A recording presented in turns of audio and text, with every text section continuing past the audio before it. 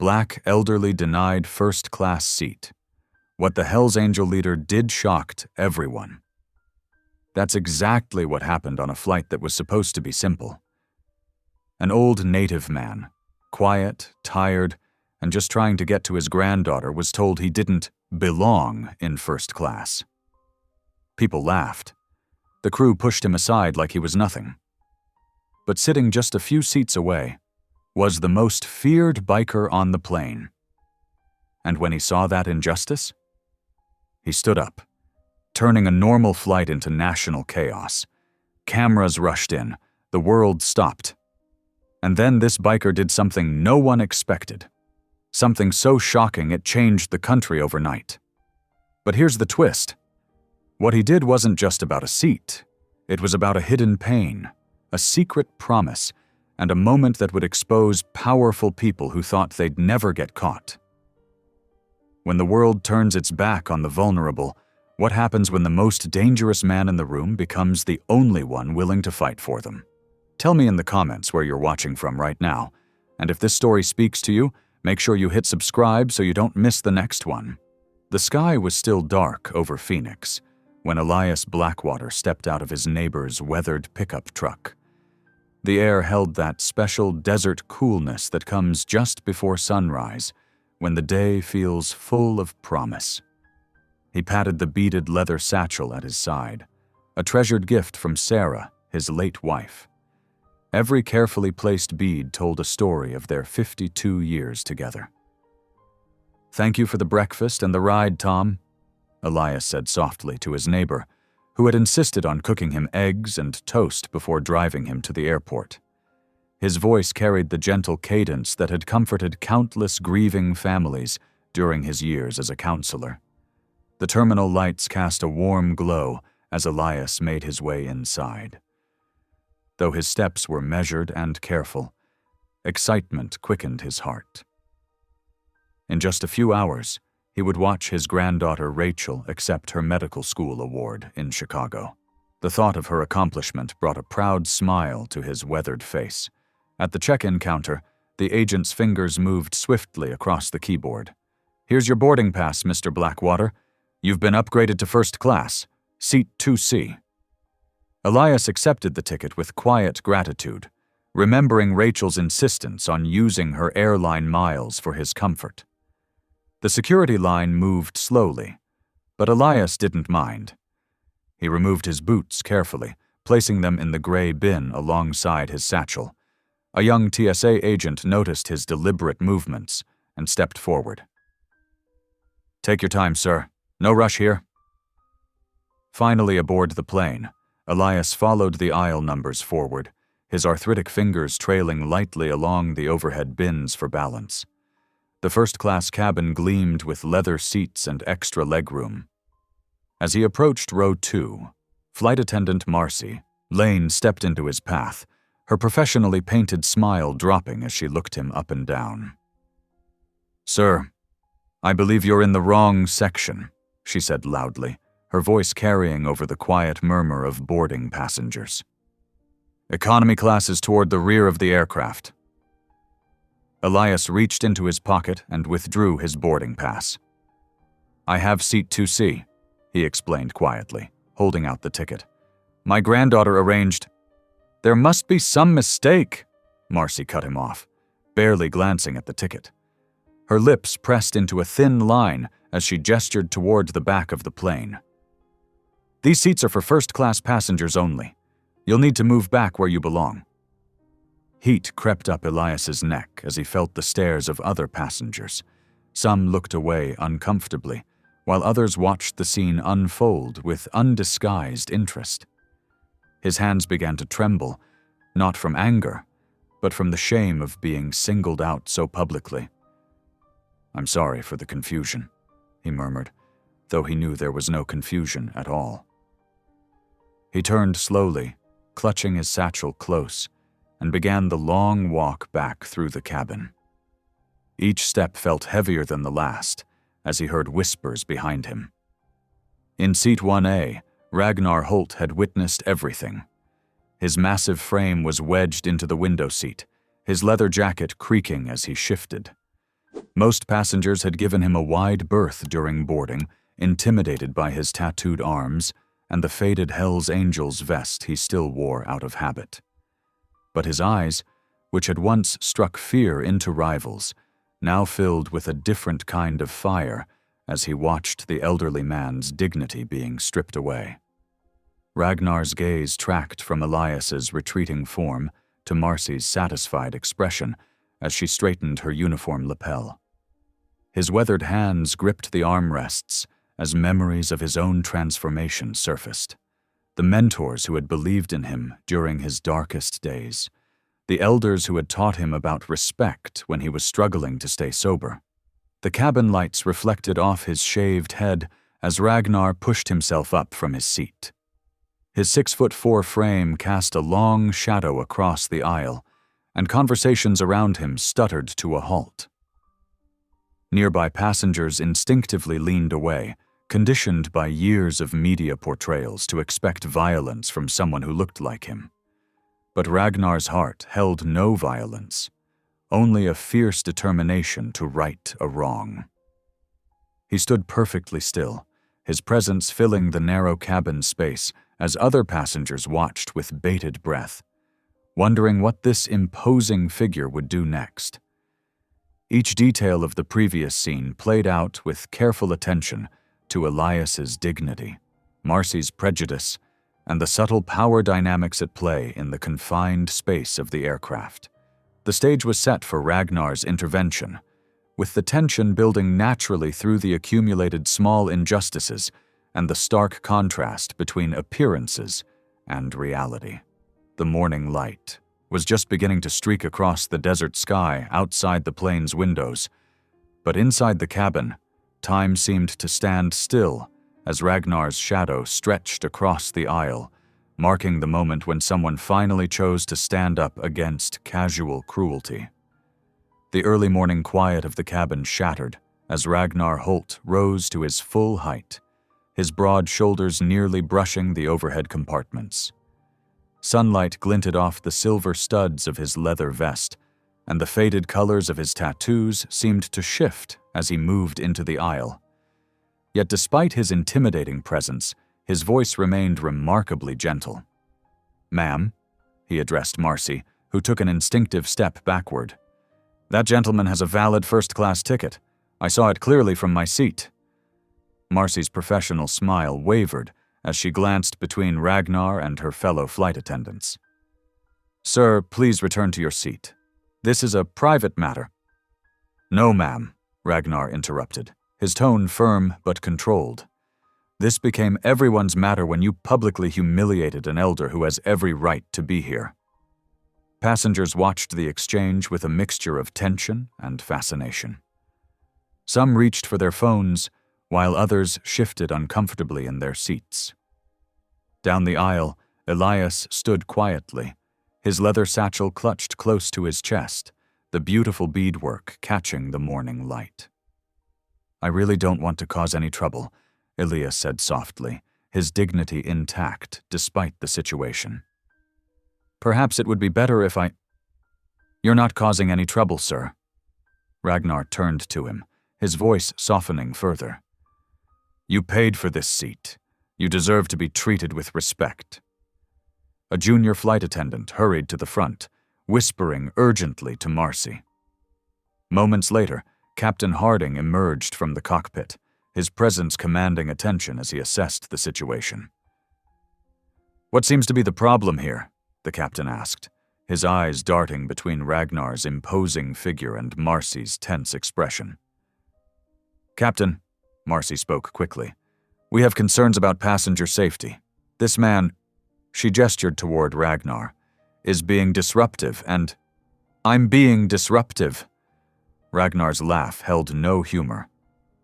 "This gentleman showed you his valid first-class ticket, and you dismissed him without even looking at it. You told him to move back where he belongs." Those were your exact words. Other passengers began to murmur, some nodding in agreement. A woman in row 3 spoke up. "It's true, Captain. I saw the whole thing." Captain Harding's jaw tightened as he turned to Marcy. Is this correct? Marcy's composure slipped slightly.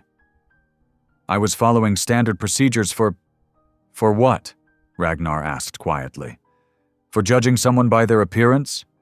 For assuming an elderly Native American man couldn't possibly belong in first class? The captain held up his hand, clearly wanting to defuse the situation quickly. Sir, please return to your seat. We need to prepare for departure. I'll sit when Mr. Ragnar paused, looking at Elias questioningly. Blackwater, Elias supplied softly. Elias Blackwater. When Mr. Blackwater is seated in his rightful place, Ragnar finished firmly. The tension in the cabin grew thicker as flight attendants whispered among themselves. One clutched a phone, presumably ready to call security. Passengers watched the scene unfold like a slow-motion collision they couldn't prevent. Captain Harding studied Ragnar's steady gaze, then looked at Elias, who still stood quietly in the aisle, his weathered hands trembling slightly as they held his ticket. The captain's expression shifted as he noticed the detail. May I see your boarding pass, sir? He asked Elias directly. Elias stepped forward, extending the ticket with quiet dignity. The captain examined it, then turned to Marcy with a stern look. This is a valid first-class ticket, seat 2C. Marcy's face flushed red. But Captain, we don't feel— Seat the passenger, Captain Harding ordered firmly. Now. The silence in the cabin was deafening as Marcy reluctantly gestured toward the empty seat beside Ragnar. This way, Mr. Blackwater. Elias moved forward slowly, his eyes downcast as he passed the other passengers. When he reached his seat, Ragnar stepped aside with surprising grace for such a large man, making space for Elias to pass. As Elias settled into his seat, his hands still shaking slightly as he arranged his satchel, he seemed unsure how to acknowledge the unexpected advocacy. The words, "thank you," felt somehow inadequate for such a profound act of respect. Ragnar simply lowered himself back into his seat and turned to Elias. You're safe now, he said quietly, his voice carrying warmth and assurance. The plane began its taxi toward the runway, the engines humming to life. Outside the window, dark clouds were gathering on the horizon, their heavy presence matching the lingering tension in the cabin. Marcy moved stiffly through her safety demonstrations, carefully avoiding eye contact with both Ragnar and Elias. Other passengers continued to steal glances at the unlikely pair in row 2. The elderly Native American man sitting straight-backed in his seat, his dignity restored, and the intimidating former Hell's Angel who had become his unexpected champion. The contrast between them was striking. Elias in his crisp button-down shirt and turquoise bolo tie, Ragnar in his worn leather vest and faded jeans.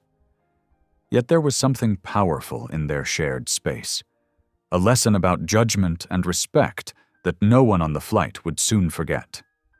The wheels of the aircraft rumbled across the tarmac as they approached the runway, the morning sun now partially obscured by the gathering clouds. In the dim cabin light, Elias's hands had finally stopped trembling as he folded them carefully in his lap, while beside him, Ragnar's steady presence served as a reminder that dignity could be found in the most unexpected places. The plane had barely reached cruising altitude when the first tremor rippled through the cabin. Elias's hands instinctively gripped the armrests, his knuckles whitening as another shudder rocked the aircraft. The fasten seatbelt sign flashed on with an urgent chime. Ladies and gentlemen, the captain's voice crackled over the intercom. We're experiencing some unexpected turbulence. Please return to your seats immediately and secure your seatbelts. A violent jolt sent drink cups clattering to the floor. Ice cubes skittered down the aisle as passengers gasped. In first class, Marcy stumbled, barely catching herself on a seat back before hurrying to secure the drink cart. Elias closed his eyes, his breathing becoming shallow. The leather satchel at his feet slid forward and he reached down quickly to grab it, his movements jerky with anxiety. "Hey," Ragnar's deep voice cut through the chaos. "Look at me, Mr. Blackwater." Elias turned toward him, his dark eyes wide with fear. "I want you to try something with me," Ragnar continued, his tone surprisingly gentle. "It's a breathing technique I learned in my recovery meetings. It helps when things feel out of control." The plane dropped suddenly, eliciting screams from several passengers. Elias's grip on the armrests tightened further. "Focus on my voice," Ragnar instructed. "Breathe in through your nose for 4 counts. 1, 2, 3, 4. He demonstrated, his broad chest rising slowly. "Now hold it for 4, then out through your mouth for 4. Elias tried to follow along, his breath shaky at first. Ragnar continued counting softly, his presence steady as the plane bucked and swayed through the turbulent air. "That's it," Ragnar encouraged. "In meetings we call this riding the wave. The craving, the fear. It's like this turbulence. It feels like it'll last forever, but it won't. We just have to breathe through it." Another violent shake rattled the overhead bins. Someone toward the back of the plane started crying, but Elias kept his eyes on Ragnar, matching his breathing to the other man's calm counts. "Flight attendants, take your seats immediately," Captain Harding's voice commanded over the intercom. The tension in his usually controlled tone was evident. Marcy barely made it to her jump seat before the plane lurched again. Oxygen masks dropped from the ceiling, dangling and swaying with the motion. Several passengers reached for them in panic. "No need for those yet," Ragnar assured Elias, who was eyeing the swinging masks anxiously. "Keep breathing with me. In, hold, out." The next announcement from the captain was clipped and professional, but the news sent a fresh wave of anxiety through the cabin. "Ladies and gentlemen, due to severe turbulence, we are diverting to Kansas City International Airport. Please remain in your seats with your seatbelts fastened. We'll be on the ground in approximately 15 minutes. Those 15 minutes felt like hours as the plane fought its way through the rough air. Ragnar kept up his steady counting, grounding Elias with each measured breath. Other passengers had noticed their interaction, some even trying to match the breathing pattern themselves. When the wheels finally touched down in Kansas City, the entire cabin seemed to exhale in collective relief. People began unbuckling their seatbelts, eager to escape the harrowing experience. "Ladies and gentlemen," Marcy announced, her professional demeanor somewhat restored. "Please gather your belongings and exit the aircraft quickly and orderly. The airline will have representatives in the terminal to assist with your connecting flights." Passengers started standing, reaching for bags in the overhead bins. But Ragnar didn't move. He remained seated, his massive frame blocking the aisle. "Sir," Marcy approached cautiously, "I need you to deplane with the others." Ragnar's voice was quiet but firm. "Not until we address what happened to Mr. Blackwater." "This isn't the time," Marcy began. "When is the time?" Ragnar interrupted. "When it's convenient for the airline? When there aren't witnesses?" Other passengers paused in their evacuation, turning to watch the confrontation. Outside the windows, emergency vehicles' lights flashed on the tarmac, their presence drawing attention from the terminal. People were gathering at the windows, phones raised to record the scene. "You can't hold up an entire plane," Captain Harding said, emerging from the cockpit. "Actually, I can," Ragnar replied calmly, "and I will, until someone in authority acknowledges how this elder was treated and apologizes properly." A businessman from row 4 spoke up. "Come on, man. We all want to get home. This isn't the way to handle it." But a woman across the aisle countered, "No, he's right. I saw what happened. It was wrong." More passengers joined the discussion, some supporting Ragnar's stand, others growing frustrated with the delay. Through it all, Elias sat quietly, his weathered hands folded in his lap, seemingly uncomfortable with being the center of such controversy. Outside, the crowd at the terminal windows had grown larger. News crews were arriving, their cameras trained on the aircraft. The story of an emergency landing and subsequent standoff was too compelling to ignore. "Sir," Captain Harding tried again, "there are proper channels for filing complaints." "Proper channels?" Ragnar's laugh was without humor. "Like the ones that let your crew profile and humiliate an 82-year-old man? Those channels?" The tension in the cabin grew thicker. Marcy's face had gone pale, while the captain's jaw clenched visibly. More passengers had stopped their evacuation attempts, watching the scene unfold. Ragnar planted his boots firmly on the floor, crossing his tattooed arms across his chest. His next words came out clear and deliberate, meant for everyone to hear. "No one leaves until this elder gets justice." The late afternoon sun cast long shadows across the Kansas City International Airport tarmac as a growing crowd of reporters pressed against the terminal windows. Their cameras flashed incessantly, capturing the standoff that had begun to unfold.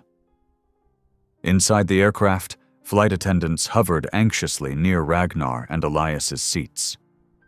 "Please, sir," Marcy pleaded, her earlier authority replaced by barely concealed desperation. "You're creating a security incident. We need everyone to deplane immediately." The weight of dozens of eyes bore down on Elias. He could feel the tension building like storm clouds, threatening to burst. His weathered hands trembled slightly as he gripped the armrests, the leather satchel his wife had beaded, still tucked carefully by his feet. This wasn't what he had wanted. Not the attention, not the conflict, not the chaos swirling around him like autumn leaves in a whirlwind. Slowly, carefully, Elias pushed himself to his feet. "Perhaps I should just go," he said softly, his gentle voice carrying the weight of 8 decades of avoiding confrontation. "I don't wish to cause any more trouble."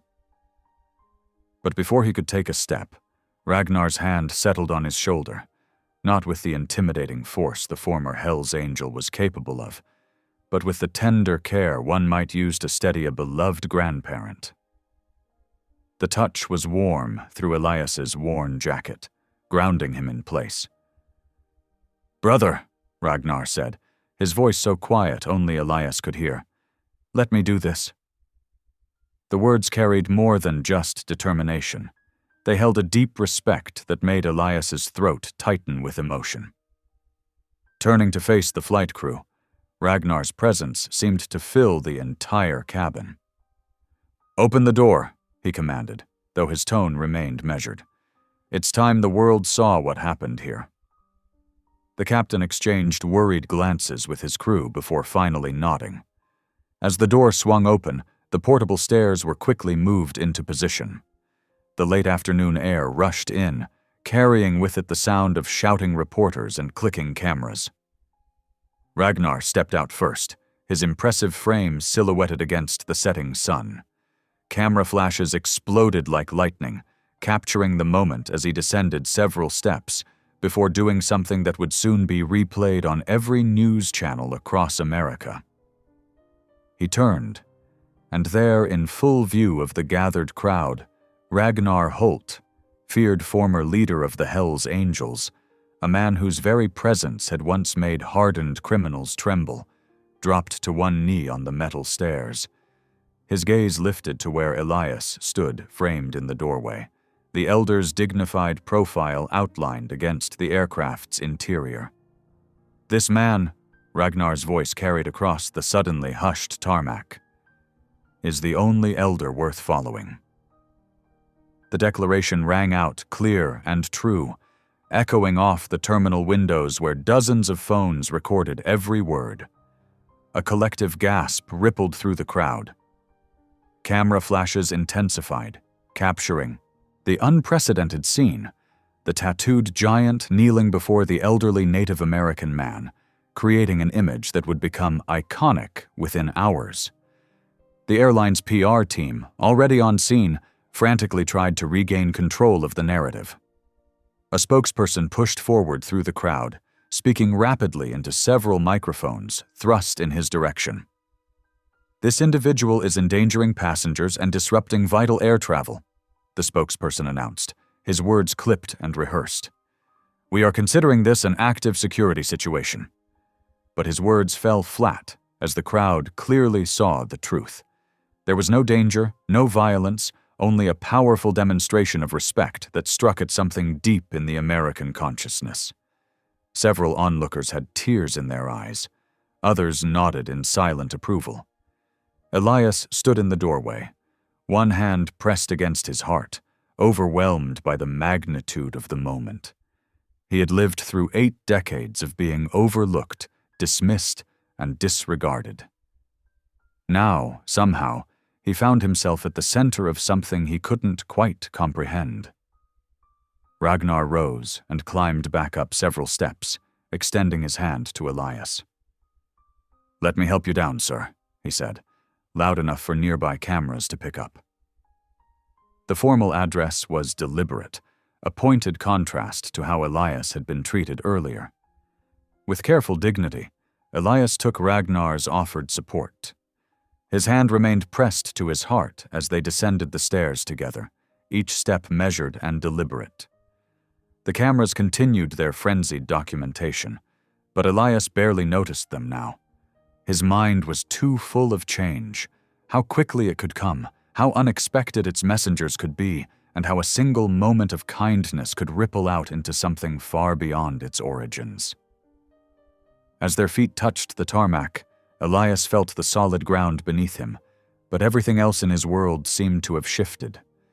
The certainties of his morning, his quiet breakfast, his planned flight, his expected arrival in Chicago, had dissolved into something entirely new and unknown.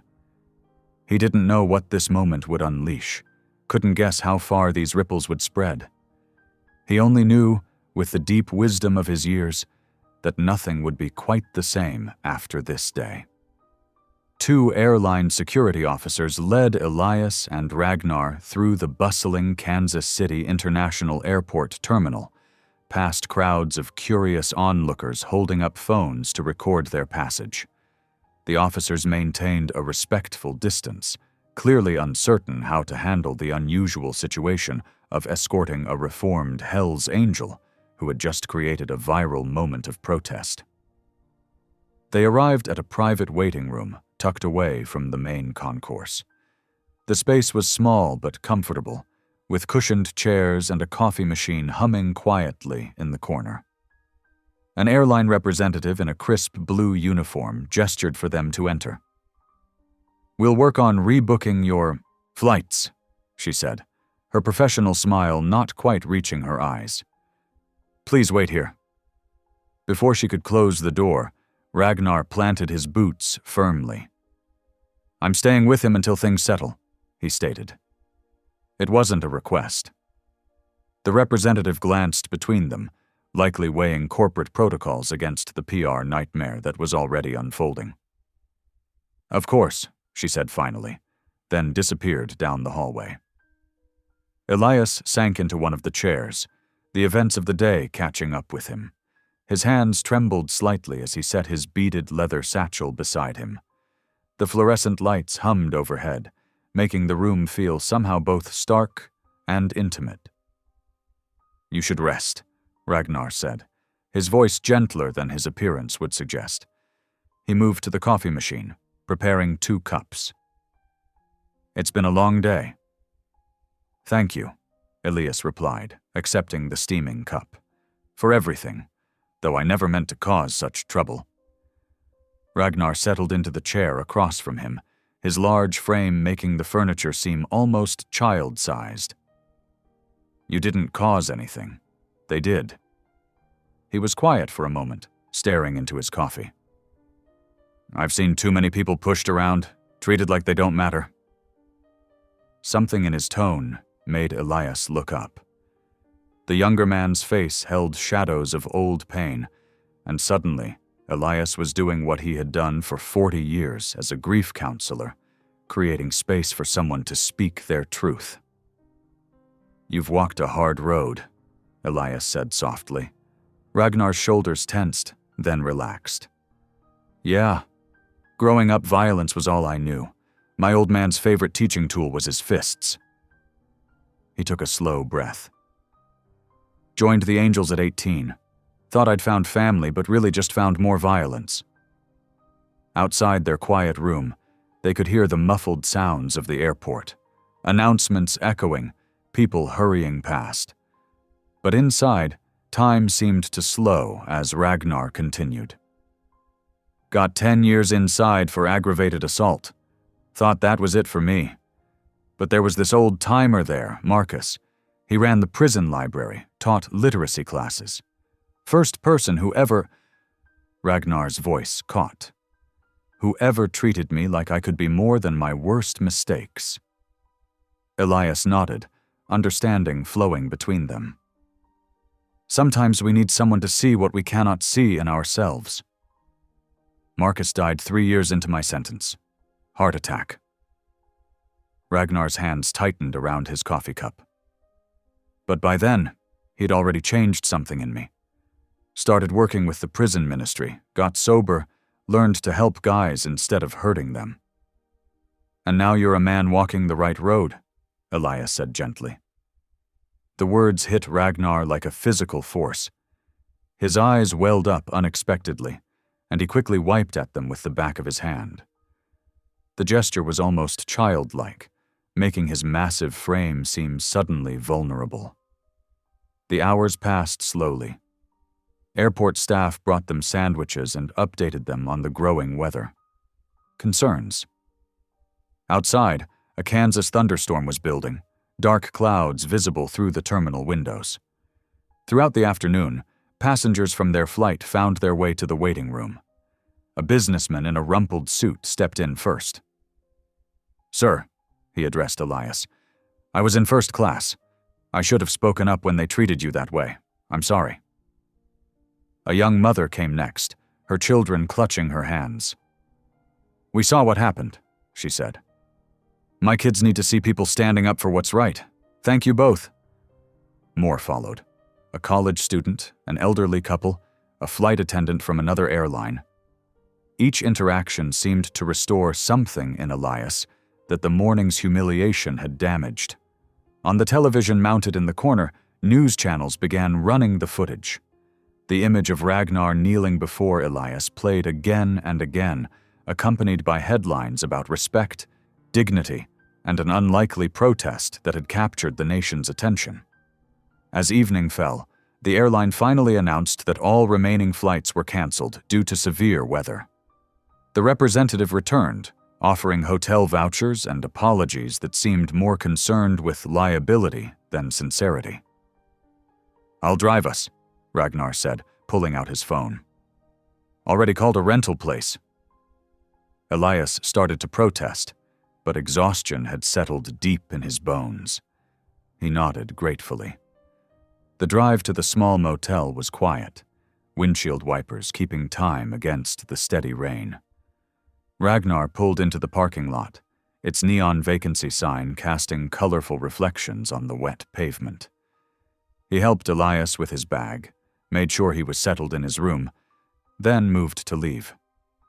I'll be right next door if you need anything, Ragnar said, his voice carrying the same protective tone it had held all day. Anything at all. Elias stood in his doorway, watching as Ragnar unlocked the neighboring room. Thank you, young brother, he said softly. Ragnar paused, key in hand, and looked back. In the dim light, both men recognized something profound had shifted between them, stronger than friendship, deeper than chance. Then they each retired to their rooms as the Kansas rain continued to fall, a gentle backdrop to an extraordinary day. The morning sun crept through thin motel curtains, finding both Elias and Ragnar already awake in their separate rooms. Neither had slept much. Their phones had buzzed through the night with messages and notifications, creating a steady hum of mounting attention neither man had sought. Elias sat on the edge of his bed, his weathered hands trembling slightly as he scrolled through dozens of messages, Tribal leaders from across the country had reached out, expressing both support and concern. Journalists from major networks requested interviews. Strangers sent long messages about their own experiences with discrimination. In the next room, Ragnar dealt with his own flood of responses. Various biker chapters had pledged support, some offering to ride as protection. Others sent angry messages, calling him soft for kneeling. Social media exploded with opinions on both sides. At 7:30, they met in the motel's small lobby where a simple continental breakfast was laid out. Ragnar watched as Elias's hands shook while pouring coffee. "Let me help with that, brother," Ragnar said softly, taking the carafe. They settled at a corner table with coffee, dry toast, and some fruit. The breakfast room was mostly empty, though the few other guests kept stealing glances their way. "It's too much," Elias said quietly, his voice heavy with fatigue. "All these people wanting something from us now. Wanting stories, statements, appearances." He looked down at his barely touched toast. "I think I need to go home for a few days. Clear my head before continuing to Chicago." Ragnar nodded, understanding in his eyes. "The vultures won't leave you alone if you try to fly. Let me drive you back to Phoenix." Elias looked up, surprised. "That's a long way, young brother." "Good thing I like driving." Ragnar's smile was gentle. "Besides, you shouldn't have to face all this alone. The media's already camped out at airports waiting for you." After some discussion, they agreed. Ragnar arranged for a rental car while Elias called his granddaughter in Chicago to explain the delay. She was understanding, having seen the viral video of her grandfather's defender kneeling on the tarmac. By 9 o'clock, they were heading west on Interstate 70, the Kansas plains stretching endlessly around them. Ragnar handled the large SUV with easy confidence, while Elias watched the landscape roll past. "Tell me about your prison mentor," Elias said after they'd been driving for a while. "You mentioned he was Lakota?" Ragnar's hands tightened slightly on the steering wheel. "Yeah. Thomas Running Bear. He'd been inside 20 years when I met him. Taught traditional beadwork to inmates, said it helped calm angry spirits." A small smile touched his lips. "I thought it was stupid at first, but something about the way he talked about our ancestors made me want to listen. Our people's wisdom has a way of finding us when we need it most," Elias said softly. They crossed into New Mexico as the afternoon sun began to sink, painting the desert in shades of gold and red. The conversation flowed easily between them, touching on aging, regret, and the possibility of second chances. "Sometimes I wonder if I've earned this new life," Ragnar admitted as they watched the sun setting over distant mesas. "After all the harm I caused." "The very fact that you wonder shows how far you've come," Elias replied. "Redemption isn't about erasing the past, it's about choosing a different future." Around 7 o'clock, they pulled into a roadside diner, its neon sign buzzing in the growing darkness. The place was half full, mostly with older couples and truckers. As they settled into a booth, an elderly woman at a nearby table recognized Elias from the news. "You're that gentleman from the airplane," she said, her eyes bright with emotion. "My husband and I watched what happened. It brought tears to my eyes." Her husband, a tall man with silver hair, turned to Ragnar. "Thank you for standing up for him. More people should show that kind of respect for our elders." Word spread through the diner. The waitress refused to let them pay for their meal. Other patrons stopped by their table to share similar sentiments. Elias handled each interaction with quiet grace, while Ragnar remained protectively close. It was nearly midnight when they finally reached Phoenix, the city lights twinkling in the desert darkness. Ragnar followed Elias's directions through quiet residential streets, until they pulled up outside a small, well-kept house with desert landscaping. "I can stay at a motel nearby," Ragnar said as he helped Elias with his bag, "in case you need anything." Elias looked at the man who had become so much more than a stranger in the past 2 days. "Young brother," he said warmly, "would you like to come in for some tea?" Ragnar's expression softened with gratitude. "Yes," he said simply. "I would like that very much." Together they walked up the short path to Elias's front door, 2 men from different worlds brought together by fate and kindness, neither yet knowing how much more their story would unfold. The Arizona sun had barely crested the horizon when the first news van pulled up outside Elias's modest home. By 8 o'clock in the morning, the quiet street had transformed into an impromptu gathering place. Local reporters stood with their microphones ready. Tribal members in traditional dress waited patiently on the sidewalk, and curious neighbors peered from their front yards. Inside, Elias sat at his kitchen table, hands wrapped around a steaming mug of coffee. Ragnar paced near the window, occasionally peeking through the blinds with a frown. "At least 30 people out there now," Ragnar reported, his voice tight with concern. "You don't have to talk to any of them if you don't want to." Elias smiled gently. "They mean well, young brother, though I admit it's a bit overwhelming." The mailman arrived, struggling with an unusually large load. Ragnar went out to help, returning with armfuls of letters from across the country. Elias opened them one by one, his weathered hands trembling slightly as he read messages of gratitude and support. "Listen to this one," he said softly. "Dear Mr. Blackwater, I watched how you handled yourself on that plane with such grace. My father is 92, and seeing you stand tall reminded me to cherish every moment with him. Thank you for showing us what dignity looks like." Ragnar sat heavily in a kitchen chair, running a hand through his graying hair. "You're touching people's hearts, Elder, making them think about how we treat our wisdom keepers." Something sparked in Ragnar's eyes. He pulled out his phone and stepped onto the back patio, making call after call to his biker brothers. His voice carried through the screen door as he explained his vision.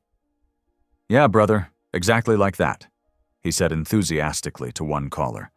"Escort service for elders, doctor's appointments, grocery runs, whatever they need. Show them they're protected." By afternoon, the rumble of motorcycles filled the neighborhood as the first of Ragnar's brothers arrived. They parked their bikes respectfully, approaching Elias's home with unexpected gentleness. Many removed their helmets to reveal graying hair and weathered faces of their own. One particularly tall biker, his vest covered in military patches, bowed slightly to Elias. "Sir, I'm honored. My own grandfather was Navajo. Wish I'd stood up for him more when he was alive." Throughout the day, more bikers arrived. Instead of causing concern, their presence seemed to create a sense of security. They formed a protective barrier between the media and Elias's front door, ensuring only those with genuine intentions could approach. The neighbors, initially wary of so many leather-clad visitors, soon found themselves engaged in friendly conversations. Mrs. Rodriguez from next door brought over a tray of homemade tamales. Mr. Chen from across the street offered his driveway for additional parking. Inside, Ragnar sat with his brothers in Elias's living room, sketching out plans on a notepad. "We'll call it Respect the Elders," he explained, "a gathering to honor the wisdom keepers of the local tribes. Music, food, storytelling, but most importantly, a chance for the community to show their support." Elias listened from his armchair, fingers absently tracing the beadwork on his leather satchel. "It's very kind, but perhaps too much attention." "Elder," one of the younger bikers spoke up, "my grandmother lives on the reservation. When she saw that video, she cried, said it was the first time she felt seen in years. This isn't just about you anymore. It's about all our elders." Elias sat quietly for a long moment, then nodded. If it helps others find their voice, I will attend. The bikers worked through the afternoon, making calls and coordinating details. They secured a community center for the venue, arranged for traditional dancers and drummers, and organized a system for transporting elderly attendees safely to and from the event. Local businesses began calling, offering to donate food and supplies. A printing company volunteered to create banners and programs. Even the mayor's office reached out, expressing interest in attending. As evening approached, a car pulled into the driveway. Elias's niece Sarah stepped out, her long black hair gleaming in the setting sun. She navigated through the small crowd still lingering outside, stopping to thank several bikers before reaching the front door. "Uncle," she said, embracing Elias warmly, "I came to help you pack and get ready for the event, though I see you've acquired quite a security detail." Elias chuckled. More like a new family. He gestured to Ragnar, who was still coordinating with his brothers. "These men have shown me that respect knows no boundaries." Sarah helped Elias gather his traditional clothing for the event, carefully folding his ribbon shirt and ceremonial vest. As she worked, she watched the interaction between her uncle and the bikers with growing amazement. "You know," she said quietly, "I was worried when I first saw the news, but seeing this—" She gestured to the scene before them. Tough-looking bikers handling event details with utmost care, neighbors bringing food, tribal members sharing stories on the front lawn. This is how change happens, one unexpected friendship at a time. Ragnar finished a phone call and approached Elias with a broad smile. "It's all coming together, Elder. The event's set for this weekend. We're expecting at least 200 people, including elders from 6 different tribes. And you'll have plenty of support," Sarah added, squeezing her uncle's hand. "I'll be right beside you." As the sun set over Phoenix, casting long shadows across the desert landscape, Elias's home hummed with activity. Bikers continued making plans, neighbors dropped by with more food, and reporters finally packed up their equipment for the day. In the kitchen, Elias and Sarah prepared a simple dinner while Ragnar coordinated the last details for the weekend's event. The house was full of quiet conversation and occasional laughter, an unlikely gathering of souls brought together by a moment of injustice transformed into something beautiful. The desert sunset painted the fairground in shades of amber and gold as hundreds of people gathered for the Respect the Elders event. Paper lanterns swayed gently in the evening breeze, strung between tall poles decorated with colorful ribbons. The scent of sage and sweet grass drifted through the air, mingling with the aroma of traditional stews simmering in large pots. Ragnar stood protectively beside Elias, his imposing presence softened by the gentle way he guided the elder through the growing crowd. Tribal youth in bright regalia chatted with leather-clad bikers, while church groups set up folding chairs. Veterans in pressed uniforms mingled with elderly couples, sharing stories and laughter. "I never imagined something like this," Elias said softly, watching as more people streamed through the fairground gates. His eyes grew misty as he observed members from 6 different tribes greeting each other with warm embraces. "You deserve this and more, Elder," Ragnar replied, carefully steering Elias away from a cluster of enthusiastic photographers. Near the center of the grounds, traditional dancers prepared for their performance, adjusting feathers and bells. The steady rhythm of drums began to pulse through the gathering, calling everyone to attention. Young dancers moved in precise patterns, their feet raising small clouds of dust as they honored their ancestors through movement. Sarah appeared with a bowl of steaming stew for her uncle. "The volunteers have been cooking since dawn," she said, helping Elias settle into a comfortable chair. Everyone wanted to contribute something. Throughout the evening, people approached Elias to share their stories. An elderly Navajo woman clasped his hands and spoke of how the viral video had given her courage to speak up at her nursing home. A young veteran thanked him for inspiring a new program where his motorcycle club would escort tribal elders to medical appointments. Ragnar remained a constant presence, his watchful eyes scanning the crowd while maintaining a respectful distance during these interactions. His brothers from the motorcycle club had positioned themselves strategically around the perimeter, ensuring the event remained peaceful and organized. As the sky darkened and stars began to appear, it was time for Elias to address the gathering. Ragnar helped him to the simple wooden podium, then stepped back, though his protective gaze never wavered.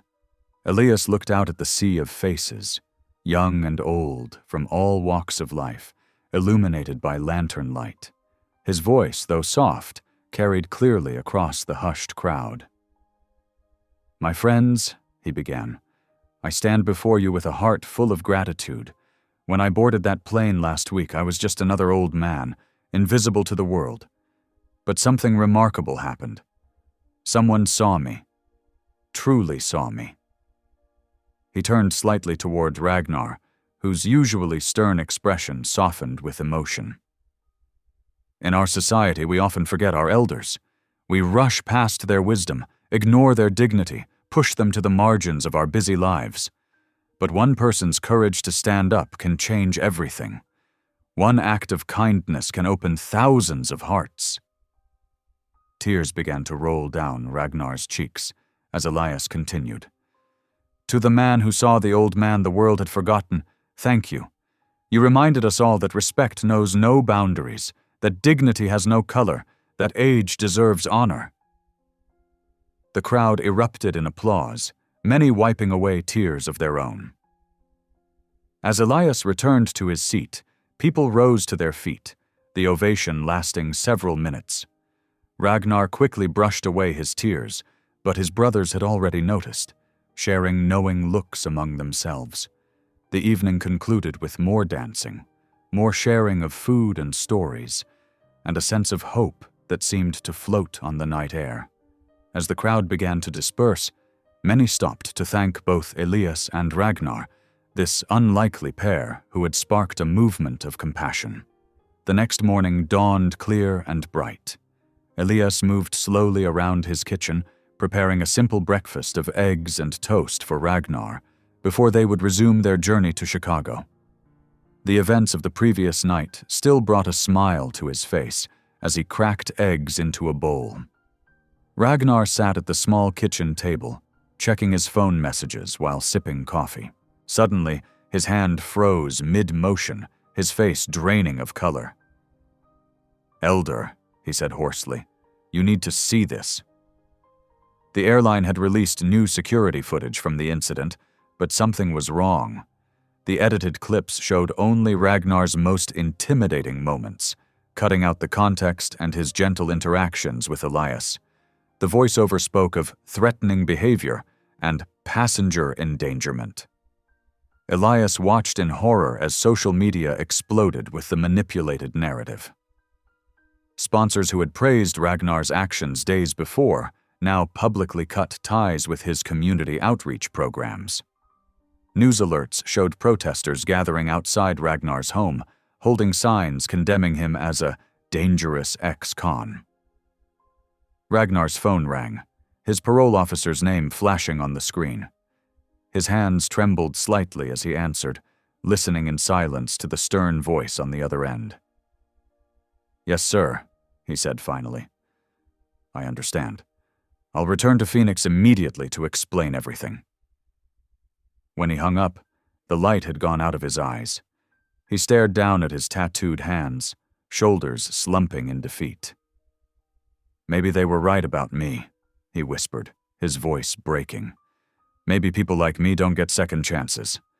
Elias stood in his kitchen, breakfast forgotten, his heart breaking as he watched hope drain from the face of the man who had restored his dignity. The morning sun streamed through the window, but its warmth couldn't reach the shadow that had fallen over them both.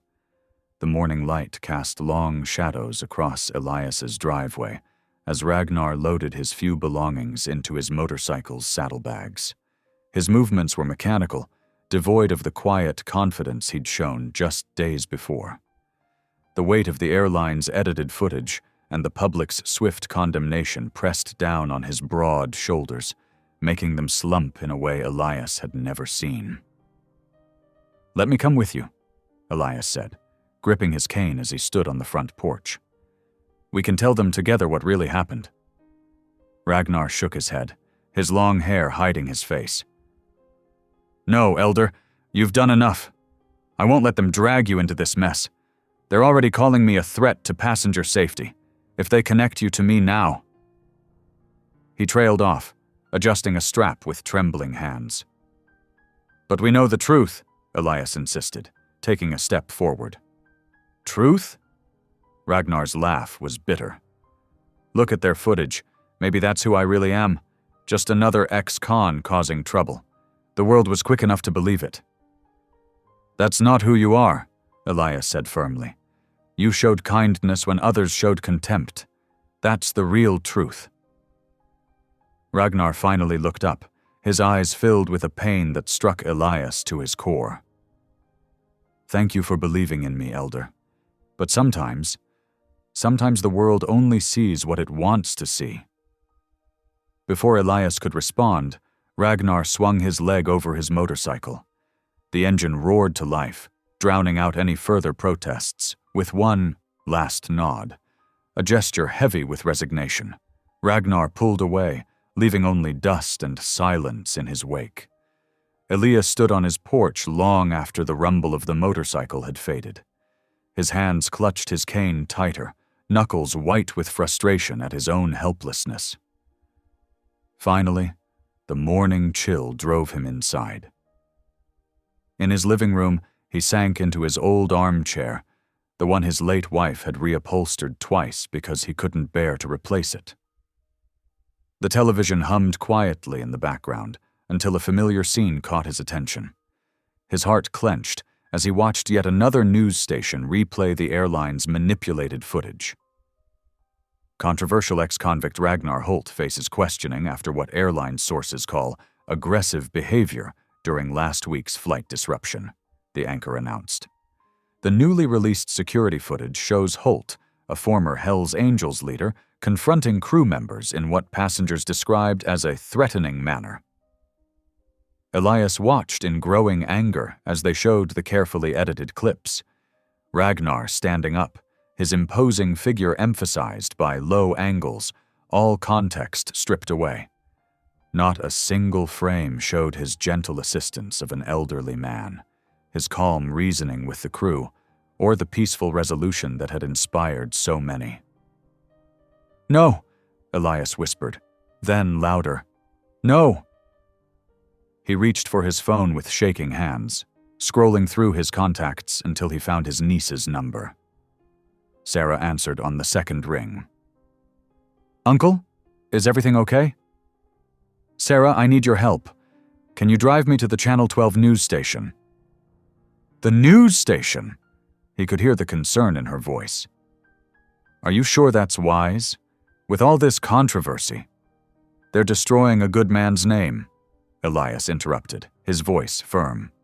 "I won't sit quietly while they spread these lies." There was a pause. Then Sarah said, "I'll be there in 20 minutes." True to her word, Sarah arrived quickly. She helped Elias into her car, his cane across his lap, worry evident in her quick glances at him during the drive.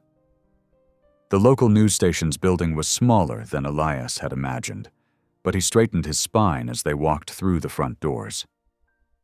At the reception desk, he spoke with quiet authority. "My name is Elias Blackwater. I'm the elder from the airline incident last week, and I need to speak on air about what really happened." The receptionist's eyes widened with recognition. Soon, they were ushered into a waiting area while producers huddled in discussion. After what felt like hours, but was likely only minutes, a young producer approached them. Mr. Blackwater, we can give you a live segment in the 4 o'clock broadcast. Are you sure you want to do this? Elias nodded. More sure than I've been about anything in a long time. The next hour passed in a blur of makeup, microphone checks, and preliminary questions. Sarah stayed close, her protective presence reminding him of Ragnar's watchful care. Finally, Elias sat across from the news anchor, his cane resting against his chair. The red light blinked on, and the anchor began. We're here with Elias Blackwater, the Native American elder at the center of last week's airline incident. Mr. Blackwater, you've asked to speak about the recent footage released by the airline. What would you like to say? Elias looked directly into the camera, his voice steady and clear. I want to tell the truth about what happened that day, and about the man being wrongly portrayed as a threat. For the next 10 minutes, Elias recounted every detail: the initial discrimination he faced, Ragnar's respectful intervention, the peaceful way he handled the situation. His words painted a picture of dignity and compassion that stood in stark contrast to the airline's narrative. Ragnar Holt didn't threaten anyone, he concluded. He stood up for an old man who was being treated as less than human. He showed respect when others showed none. The airline is trying to hide their shame behind edited videos, but I was there. I saw the truth with my own eyes, and now I'm sharing it with all of you. The anchor sat in stunned silence for a moment before recovering. Thank you, Mr. Blackwater, for sharing your perspective on this situation. By the time Sarah drove him home, Elias's truthful account was already spreading across social media. His phone buzzed constantly with notifications, but he was too exhausted to look at them. In his familiar armchair, Elias watched through heavy eyelids as different news channels began picking up his interview. His words, spoken with such simple conviction, were cutting through the manufactured controversy like a beam of light through fog. As night fell, Elias drifted off to sleep in his chair, still wearing the clothes from the interview. His cane leaned against the armrest, and the television continued to play softly, now showing side-by-side comparisons of the airline's edited footage and newly surfaced passenger videos that supported his version of events. His last conscious thought was a prayer that somewhere in Phoenix, Ragnar would see the interview and know that truth still had power, that second chances weren't just dreams, and that at least one old man would never stop believing in him. The morning sun filtered through Elias's living room curtains, gently waking him in his armchair. His phone buzzed insistently on the side table, the screen lit up with notification after notification. With careful movements, he reached for his reading glasses and began scrolling through the messages. "Oh my," he whispered, his eyes widening. Passengers from the flight had posted their own recordings overnight. Crystal-clear videos showed Ragnar standing calmly in the aisle, speaking with respect while defending Elias. One clip captured Ragnar helping an elderly woman with her bag during the emergency landing. Another showed him offering his water bottle to a frightened child during the turbulence. The morning news played in the background as Elias made his tea. Every channel was running corrections, showing the unedited footage alongside apologies for their rushed judgment. Reporters who had condemned Ragnar now praised his remarkable restraint and dignified protection of a vulnerable elder. Meanwhile, in Phoenix, Ragnar walked into his parole office, his shoulders heavy with resignation. He'd worn his cleanest shirt, left his leather vest at home, and prepared himself for the worst. The waiting room fell silent as he entered, but his parole officer, Mr. Jenkins, quickly waved him in. "Holt," Jenkins said, gesturing to the chair. "Quite a week you've had." Ragnar sat stiffly. "Sir, I can explain." "No need." Jenkins turned his computer monitor around. On the screen was Elias's interview, playing on mute. "This gentleman did all the explaining necessary. And these new videos..." He shook his head. "Well, Let's just say I'm glad I waited to make any decisions. Before Ragnar could respond, his phone vibrated. It was Tank, one of his most trusted biker brothers. "Boss, you seeing this?" Tank's voice was excited. "That elder of yours went on live TV for you. Man's got steel in his spine, telling it exactly like it happened. You gotta see it." Ragnar's hands trembled as he watched the clip Tank sent. There was Elias, straight-backed despite his age, speaking with quiet conviction about Ragnar's character, about his kindness, about his worth. I need to go," Ragnar managed, his voice rough with emotion. Jenkins nodded, understanding in his eyes. "Go on. Just check in next week as usual." Ragnar barely remembered the drive back to Elias's home. The desert landscape blurred past as his mind replayed Elias's words again and again. The sun was setting when he finally pulled up to the small house, its windows warm with golden light. Before he could knock, the door opened. Elias stood there, leaning on his cane, a gentle smile on his weathered face. Ragnar's knees gave out. He dropped to the ground, his head bowed, shoulders shaking with silent sobs. "My boy," Elias said softly, reaching down to lift Ragnar's chin with one wrinkled hand. "You are not who the world says you are. You never were." "You didn't have to do that," Ragnar whispered. "Put yourself out there like that." "For me?" "Yes, I did." Elias's voice was firm. "Truth needs witnesses. Now come inside. I made stew, and these old bones won't let me eat alone tonight." They sat at Elias's small kitchen table, steam rising from thick bowls of stew. The night deepened outside while they talked softly about courage, about judgment, about the way life sometimes takes unexpected turns toward healing. Ragnar's spoon paused halfway to his mouth. "I don't know how to thank you." "Then don't," Elias replied, breaking off a piece of cornbread. "Just keep being the man I saw on that airplane, the one who stands up for what's right, who protects those who need protecting." He smiled. "That's all. The thanks I need." As they finished their meal, both men felt the restoration of something precious. Trust, perhaps, or faith in human goodness. The kitchen was warm with more than just food, filled with the quiet satisfaction of truth triumphant and friendship deepened through trial. The morning sun painted warm stripes across Elias's kitchen table as Ragnar traced his finger along a hastily drawn diagram. His eyes shone with purpose, and his voice carried a quiet excitement that made him seem younger than his 48 years. "It came to me on the drive back," he explained, pointing to the paper. "We could call it the Silent Brotherhood, not just bikers, but veterans, church folks, tribal members, anyone who wants to protect and honor our elders." Elias leaned forward in his chair, studying the rough sketch. His weathered hands curved around his coffee mug as Ragnar continued. "We'd escort elders to appointments, advocate at hospitals, make sure nobody dismisses them like that airline did. Be their voice when they need one, their strength when they're tired." Ragnar paused, suddenly uncertain. "That is, if you think it's a good idea."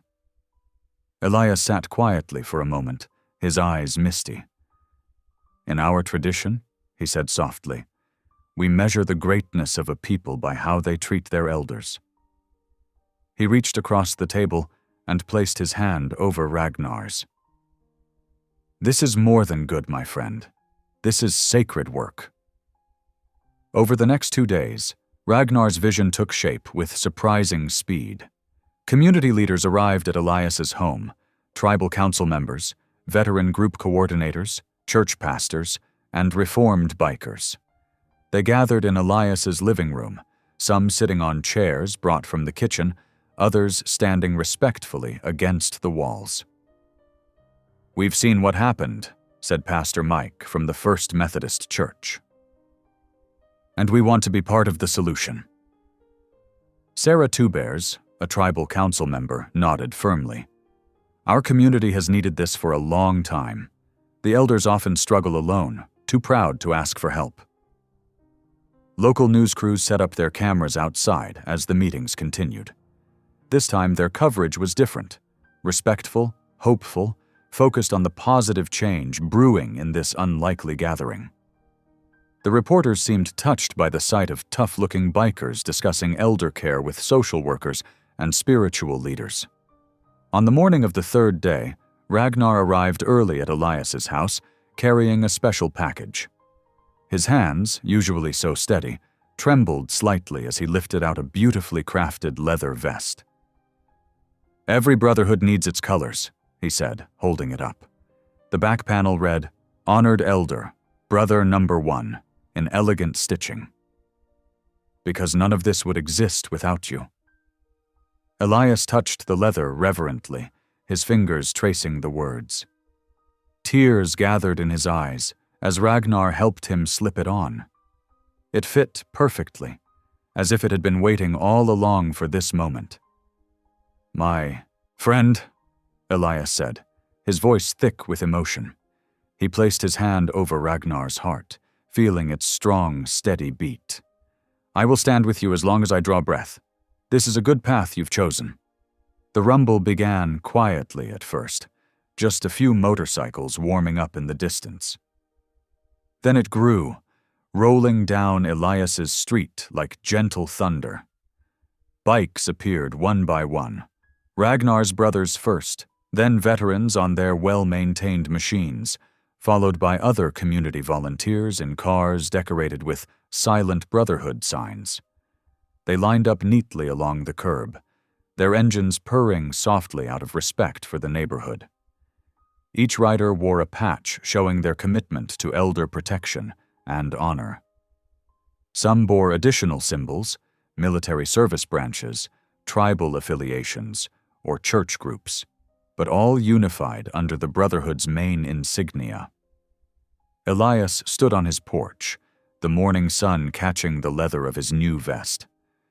Ragnar stood beside him, watching as their small idea transformed into living, breathing reality. The sight of these diverse groups coming together, all focused on protecting society's most vulnerable members, stirred something deep in both men's hearts. "Ready for your first official escort ride, Elder?" Ragnar asked softly. Elias straightened his shoulders, pride and dignity radiating from his gentle frame. "Yes," he said. "I believe I am."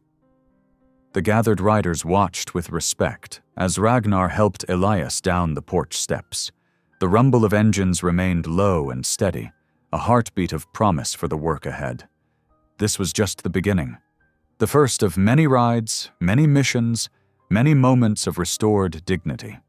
The sunrise painted golden streaks across Elias's driveway as Ragnar loaded the last bag into his truck. The former Hell's Angel had insisted on driving Elias to Chicago himself, wanting to ensure the elder finally made it to his granddaughter's awards ceremony in comfort and safety. "Your chariot awaits, Elder," Ragnar said with a gentle smile, helping Elias into the passenger seat of his meticulously maintained pickup truck. The 2-day journey ahead felt like a victory lap after everything they'd been through. As they crossed state lines, the landscape changed from desert to prairie to farmland. But the warmth of recognition in people's eyes remained constant. At their first rest stop in Kansas, an elderly waitress approached their table with trembling hands. "I saw you both on the news," she said, her voice thick with emotion. "What you did? It gave me hope that someone would stand up for us older folks." Elias reached out and patted her hand. "There are many good people in this world," he said softly. "Sometimes they just need permission to show it." Throughout the journey, similar moments unfolded. At a gas station in Missouri, a young family asked to take a photo with them. In an Illinois diner, veterans bought their dinner. Each interaction reinforced the ripple effect their unlikely friendship had created. During quiet stretches of highway, they talked about the future of the Silent Brotherhood. Ragnar shared stories of new chapters forming in other states, while Elias offered wisdom about building trust across communities. "I never thought my last years would matter so much," Elias admitted as they crossed into Illinois. "Every year matters, Elder," Ragnar replied. "We just forgot to notice for a while." They arrived in Chicago with time to spare before the ceremony. Elias's granddaughter, Sarah, was waiting outside the medical school auditorium, her white coat pristine, her eyes shining with pride as she watched her grandfather approach with Ragnar at his side. "Grandpa," she called out, rushing to embrace him. "I was so worried you wouldn't make it after everything that happened." "Nothing could keep me from seeing this moment," Elias said, holding her tight. "And I brought a friend who helped make sure of that."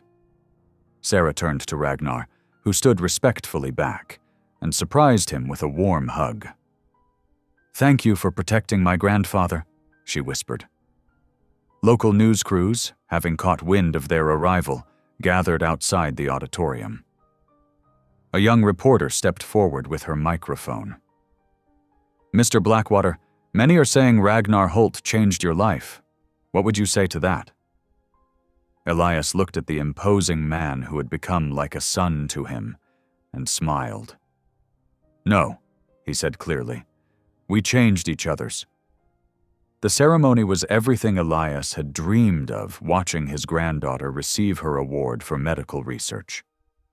Ragnar sat beside him, occasionally steadying the elder's trembling hands as he wiped proud tears from his eyes. Afterward, as the crowd began to disperse, Ragnar carefully helped Elias into his wheelchair. The night air was warm and sweet with possibility as they made their way toward the exit. "We have many more elders to help," Ragnar said softly, pushing the wheelchair with gentle care. "This is just the beginning."